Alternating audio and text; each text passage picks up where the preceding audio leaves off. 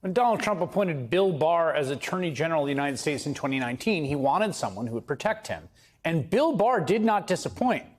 From soft-pedaling the Mueller report to launching an investigation into the FBI, Barr did a whole lot for Trump. As David Robe put in The New Yorker, like no attorney general since the Watergate era, he has acted as the president's political sword and shield. So it was notable that Bill Barr went on TV this weekend and said this about the president's latest indictment. If even half of it is true, then he's toast. I mean, it's a very detailed indictment, and it's very, very damning. And this idea of presenting Trump as a victim here, a victim of a witch hunt, is ridiculous.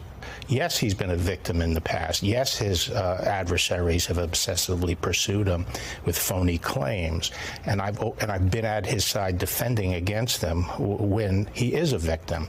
But this is much different. He's not a victim here. If he had just turned over the documents, which I think every other person in the country would have done, they're the government's documents. They're official records. They're not his personal records. Battle plans for an attack on another country or Defense Department documents about our capabilities are in no universe Donald J. Trump's personal documents. They are the government's documents. I'm joined now by Congressman Jamie Raskin, Democrat of Maryland, served on the January 6th committee, was the lead impeachment manager in the second impeachment of Donald Trump. Congressman, it's good to have you on. I haven't gotten a chance to talk to you since all this happened, and I know that you're a constitutional law professor and know your way around the law and have thought a lot about Donald Trump's behavior, particularly in the run-up to January 6th and after, and I'm curious what you make of the indictment. Well, it's a powerful and devastating document, which, if it turns out to be true, leads irresistibly to conviction and manifestation of his guilt. I mean, it's a remarkable thing that he did, and it's a very finely tuned instrument, this indictment, because it points out that there are hundreds and hundreds of documents that were taken, but when he returned the first batch, they let him go on all of that stuff, even though it was a crime for him to be in unlawful possession of them originally. They're only going after him for his continuing refusal to turn over other documents, and then his game of hide and go seek that he plays with the government and indeed with his own lawyers. So I think that they have found him on very clean and simple charges that seem irrefutable, at least now. But I'm curious, under the presumption of innocence and due process, what he and his lawyers will have to say about it. We are in fairly uncharted constitutional territory here for this reason. One is that there was reporting by multiple folks, sourced to people around Trump, that one of the reasons he declared so early, and he declared for election very early, was so that he could point to any subsequent indictments as political, right? He unilaterally could transform them into political and say, well, you're indicting someone running for office if he decided to run for office early. But it is the case now that presidential candidate is indicted in two different jurisdictions. There may be way further to go. And this question about timing and what justice looks like and what it would mean for the office of the presidency, have you tried to get your head around any of that? Well, yeah. Trump has got to accept the fact that constitutional agnosticism about your criminal status cuts in both directions. So he's very fond of saying, even if he's convicted, he will run for office. Even if he's in the middle of trial, he will run for office, and he will be president if he wins, and so on. And he's absolutely right that the only requirements for running for president are age and being a born citizen as opposed to a naturalized citizen of the country. But it's also true that it works in the other direction, too. You can't, just by declaring yourself a candidate and running for office, make yourself immune to all criminal prosecution and thereby go out and rape and murder and pillage and say, well, you can't touch me because I'm running for the Republican or Democratic or Libertarian Party nomination.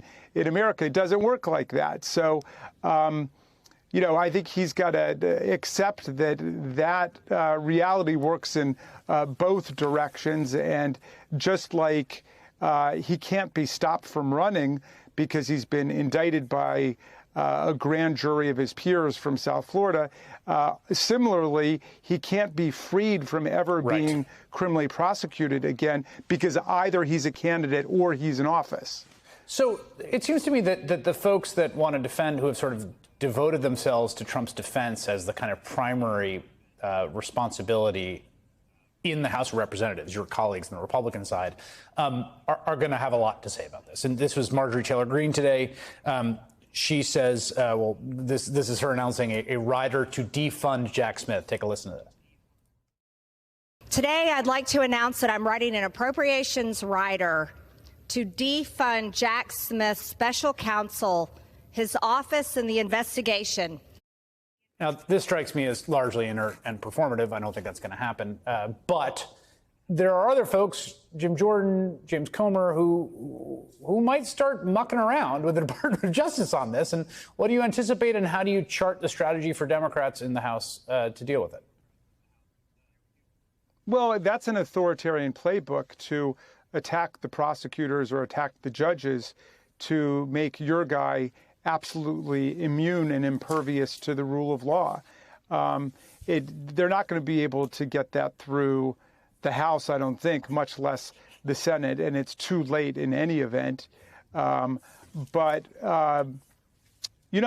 think that it's worth us pausing to look at that strategy. I mean, these are people who declared Trump innocent before ever having seen the unsealed indictment, much less waited to see how the trial unfolds. I mean, they're declaring themselves not just defense counsel, but also judge and jury in the case, and they're declaring him innocent. It's as if Donald Trump must be innocent of charges for anything that he does.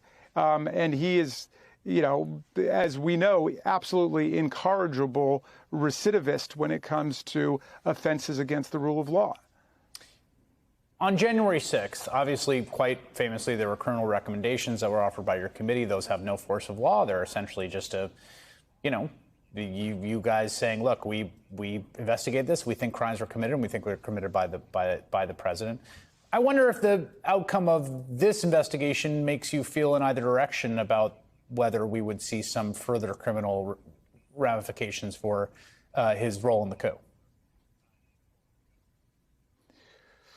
Well, I think that there are a lot of people in the country breathing a sigh of relief that Donald Trump cannot completely escape the criminal justice consequences of his own actions. And, as he gets away with one thing, whether it's emoluments clause violations or the Ukraine shakedown, then it empowers him and inspires him to go on further and incite violent insurrection and steal government documents. So we do need to have some criminal consequences.